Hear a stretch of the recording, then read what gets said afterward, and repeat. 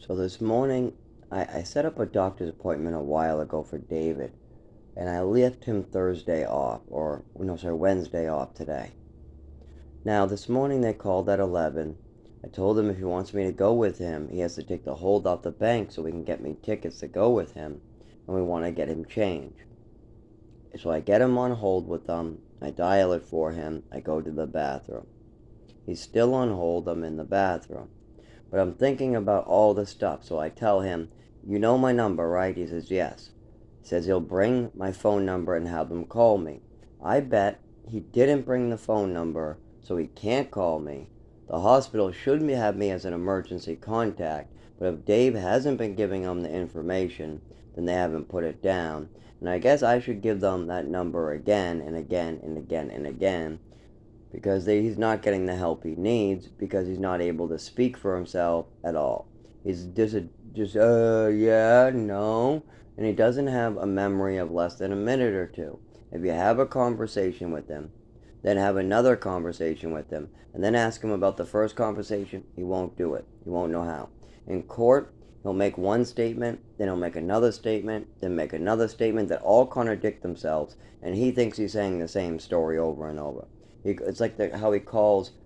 He'll ask me for a saltine and say, "Give me some cookies." I'll say, "What do you mean? There's no cookies in the house." He'll say, "Yes, there is. Give me some cookies. I want cookies. Where are the cookies?" Go through the cabinets and he'll find saltine crackers, and I'll say, "Those aren't cookies." Well, he has words for other stuff, but it's not just that. He doesn't remember what you just told him, and I told him for millions of times to bring his cane with him. He's going to the doctor's. He's fallen several times. He just fell yesterday in the hallway. He fell at Walmart, and he injured his arm, his right arm or his left arm. I think maybe it's his left. His hand is bruised, and he ended up kind of falling on his shoulder, and I heard a bang. I'm in bed. I have to call him an ambulance. And then they say, "Oh no, you're fine. You're fine.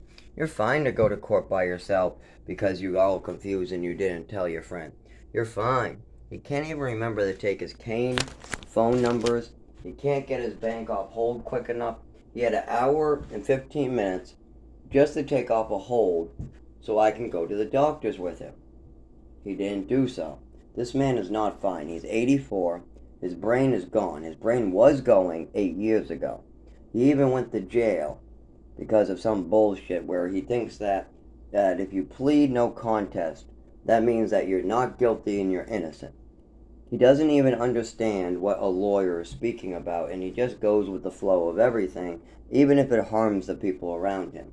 If a landlord wants my money without giving me a lease, he'll try to avoid me for days, come by, see David, and say, "Go give me Zach's money." Then he'll leave. I don't get my receipt. I don't get my release, my lease. So I literally need a receipt every month. The landlord knows this. I know this. David knows this. But instead, David knows not to take my money. He knows we're getting a lease. He knows I need a receipt. But the landlord just says, "Give me Zach's money." He goes over to my money, takes it out, gives it to the landlord without my permission. Now, the landlord will probably say a lie like, "Zach gave permission for this." Because 2 years ago I gave permission, but I said you have to tell David to get a receipt. It's going to be you, Bob, who needs to give the receipt. So I called him one time to set up a payment. But it's because they play these games with a senile old man as a building falls apart. This was planned before I moved in. There was a David Ganji and a Raymond Hill living here. They moved in with no doorknob. The windows were broken, crayon on the wall, mushrooms in the floor, ceiling tiles coming down, pipes are leaking, the whole place in disrepair, and there's infestations. I had no clue of this. Nobody told me this. All I knew is that Raymond Hill wasn't paying any rent. He was going to Maine after 3 months, and David was going to get stuck, owing like $6,000, and Mark Harrington is who moved him in, who happens to be friends with the landlord. He's signing false witness statements. They talk behind David's back. They hire one each other. Lisa and a Darren both are couples. They both work together. They know everybody in this building, and they also know everybody who works for Mark Harrington at Harrington Movings, Burke, and Wood Brothers, as well as this company here. What is Greystone of Maine is the one that lets their buildings fall in disrepair. And then they try to blame it on the tenants, sucking money out of the tenants. It's the way that they get their repairs done for free. But it's illegal. It's massively illegal. And how does he get away with it?